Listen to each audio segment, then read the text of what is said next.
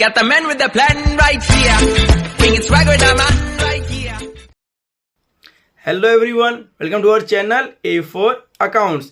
आज हम देखने वाले हैं क्लास 10th के सब्जेक्ट एसएस का सेक्शन सी के अंदर कौन से चैप्टर से आते हैं क्वेश्चंस और कौन से क्वेश्चंस हैं मोस्ट इम्पोर्टेंट जिनके आने के चांसेस बहुत ज़्यादा हैं इस साल बोर्ड एग्जाम के अंदर। तो चलो फिर स्टार्ट करते हैं।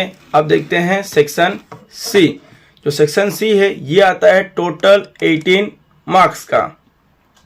यह आता है टोटल 18 मार्क्स का। इसमें आते हैं chapters 3rd, 4th, 8th, 16th, 18th और 19th। इन चैप्टर्स में से सेक्शन सी के अंदर क्वेश्चंस पूछे जाते हैं और इसमें आते हैं क्वेश्चन नंबर 38 to 46 और होते हैं पर क्वेश्चन 3 मार्क्स के। यानी कि आपको टोटल 9 क्वेश्चंस दिए रहेंगे जिसमें से कोई से भी 6 क्वेश्चन आपको अटेम्प्ट करने हैं।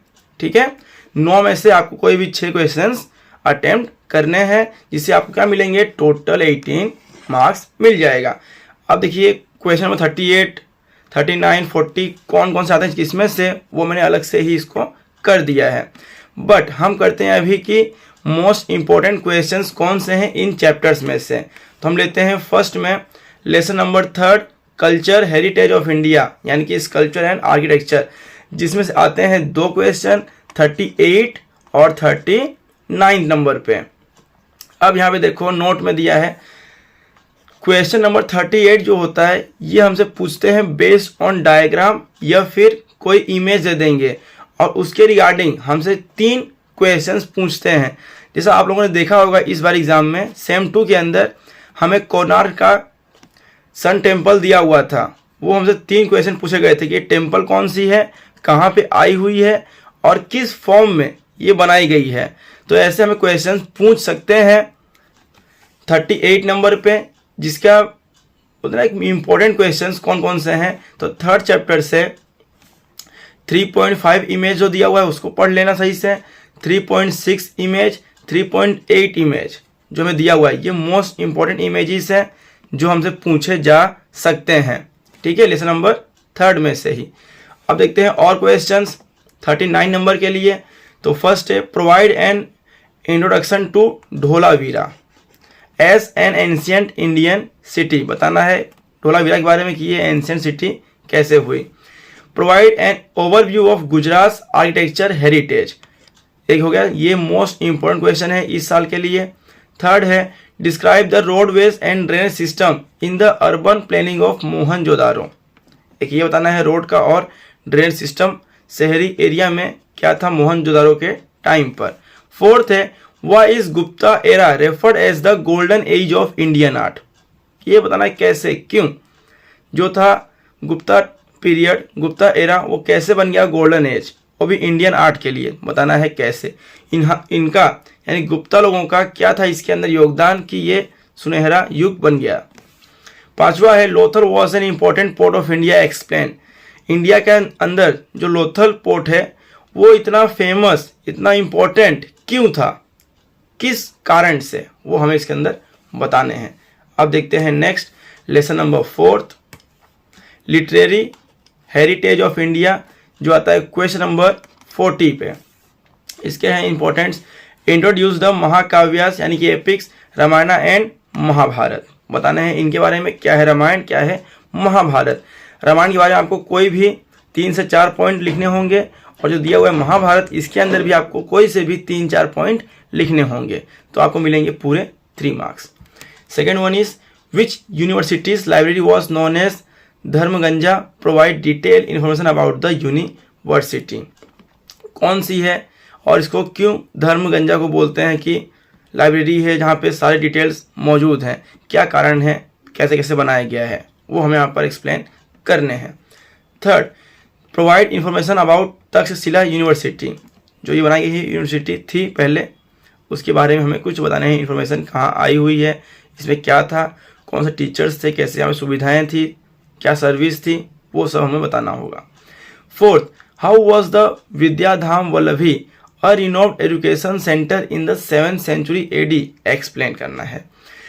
How many Vedas are there in India, what are their names explain, कितने वेद हैं, अब उनको उनके नाम क्या है और करना है एक्सप्लेन। ये जो ऋग्वेद है उसमें क्या दिया गया है, सामवेद से कंपोज हुआ म्यूजिक वगैरह वो बताना है, यजुर्वेद हो गया, ऐसे हमें सारे वेद के नाम बता करके उनको एक्सप्लेन भी करना है। Sixth, why is the Gupta era considered as the golden age of Indian literature, देखो फिर से आया फोर्थ में भी, जो गुप्ता एरा था उसको क्यों करते हैं कंसिडर्ड गोल्डन एज संस्कृत के लिए। तो हमें जो गुप्ता वाला है वो एक क्वेश्चन तो पूछा जा सकता है, चाहे वो लेसन नंबर 3 से हो चाहे लेसन नंबर 4 से हो। अब देखते हैं नेक्स्ट वन। तो नेक्स्ट अपना lesson number 8 which is from geography, natural resources, question number 41 और क्वेश्चन नंबर 42। इसमें से 2 क्वेश्चंस पूछे जाते हैं। फर्स्ट है important, how many types of land exist in India, describe each type, कितने टाइप के लैंड इंडिया में मिलते हैं और हर एक को डिस्क्राइब भी करना होगा। तो आपको हर एक के अंदर minimum 2 to 3 points add on करने रहेंगे। सेकेंड है सजेस्ट करो measures to prevent soil erosion, soil erosion को किस तरह बचा सकते हैं वो हमें बताने हैं। थर्ड है what is resource, why has the planning to resource become essential, resource क्या है और किस तरह से हम रिसोर्स प्लानिंग करके उसको अच्छे से उपयोग कर सकते हैं और हमारे लिए ये इतने इंपॉर्टेंट क्यों हैं। Fourth one, define the following terms, जो यहाँ दिए हैं वर्ड्स इनको एक्सप्लेन करना है, डिफाइन करना है, जैसे कि क्या होता है सॉइल इरोजन, क्या है रीन्यूएबल रिसोर्सेज और क्या है नॉन रीन्यूएबल रिसोर्सेज और क्या होते हैं रेयर रिसोर्सेज।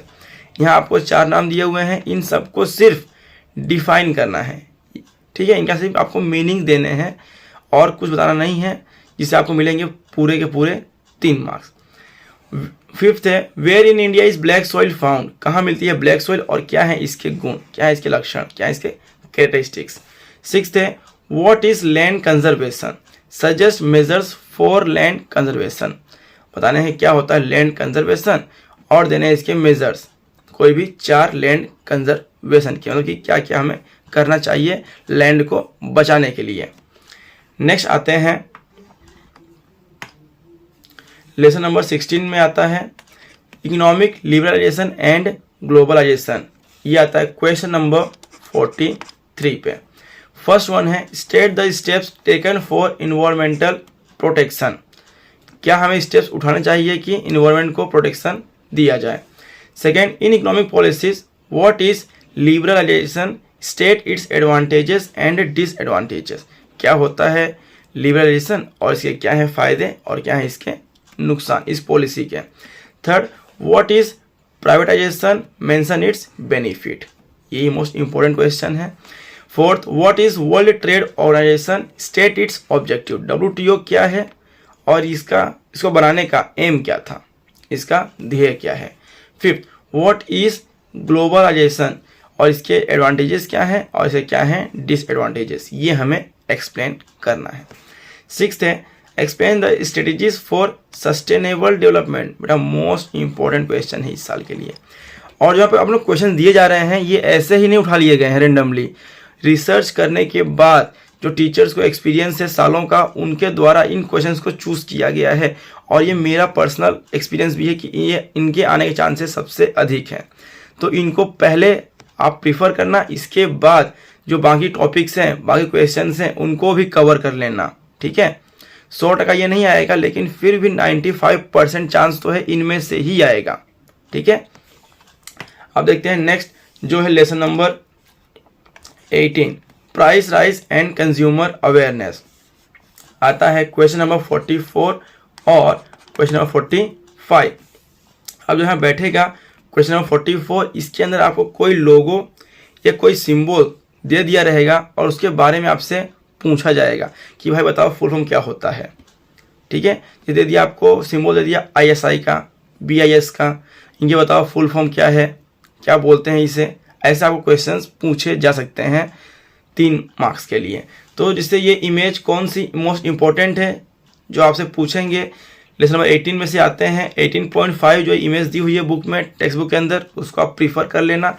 18.5 आ गया है 2 बार, नहीं सही है, 18.5.2, फिर 18.6, 18.8, 18.9, 18.10, 18.11, 18.12, 18.13 आएगा यहाँ पे, मेरे ख्याल से 3 रह गया है, यहाँ पे आएगा 13। तो ये क्वेश्चंस क्या है, इंपॉर्टेंट है, जिसके अंदर से हमें लोगो और सिंबल वाले क्वेश्चंस पूछे जा सकते हैं। नेक्स्ट है, what precaution should consumer take while purchasing goods. बेटा ये मोस्ट इंपॉर्टेंट क्वेश्चन है इस साल के लिए, तो इनको प्रॉपर तरीके से बाय हार्ट कर ही लेना आप लोग। यहाँ बताना है कि क्या है प्रिकॉशंस जब हम लोग गुड्स खरीदते हैं, क्या ध्यान दिया जाना चाहिए। थर्ड, प्राइस राइज जो होता है, ये होता है दोनों सपोर्टिव भी है और ऑब्स्ट्रक्टिव भी है, इकोनॉमिक डेवलपमेंट के अनुसार इसको एक्सप्लेन करना है इस स्टेटमेंट को, कि जो प्राइस राइज है फायदे भी हैं उसके और नुकसान भी है, दोनों हमें बताने हैं। फोर्थ, एक्सप्लेन करना है राइट्स और ड्यूटीज ऑफ कंज्यूमर। बहुत ही मोस्ट इंपॉर्टेंट क्वेश्चन है ये, इस साल आने के चांसेस ज़्यादा हैं इसके।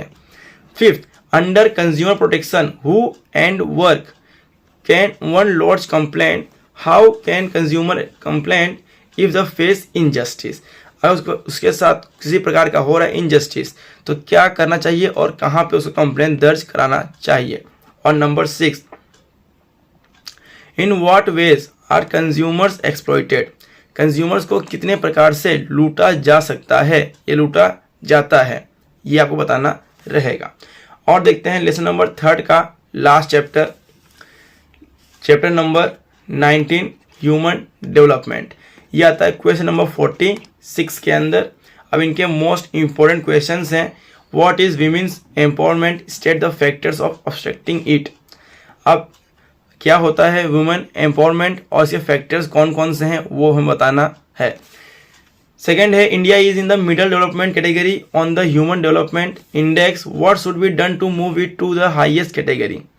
अब इंडिया आती है मिडल में, क्यों, क्या है उसका रीज़न, क्या उसका है कैटेगरी, और किस तरह हम इसको हाई यानी कि ऊपर अच्छे में ले जा सकते हैं, कैसे।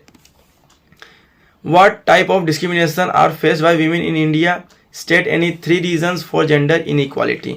अब क्या होते हैं औरतों के साथ में ना भेदभाव, किस टाइप के होते हैं अपने इंडिया में, कौन कौन से प्रकार से उनको हैरेस किया जाता है, और हमें कोई भी 3 कारण बताने हैं जेंडर इनइक्वालिटी के, लैंगिक असमानता के कोई भी 3 कारण हमें बताने हैं। फोर्थ है, how is the human development index calculated, HDI को किस प्रकार से कैलकुलेट किया जाता है। 6th वन है, डिस्क्राइब करना है efforts made to improve health care in India. हमें डिस्क्राइब करना है एफर्ट्स, हमने कौन कौन से स्टेप्स उठाए हैं हेल्थ केयर को इम्प्रूव करने के लिए हमारे भारत देश के अंदर। तो ये रहे सारे क्वेश्चन सेक्शन C के, जो कि मोस्ट इंपॉर्टेंट क्वेश्चंस हैं, आपको एग्जाम में पूछे जा सकते हैं। इनको प्रॉपर तरीके से बाय हार्ट तो आपको कर ही लेना है। अब मैं आऊँगा नेक्स्ट वीडियो में सेक्शन A और B लेकर के। इस वीडियो में इतना ही, बाकी मिलते हैं नेक्स्ट वीडियो में।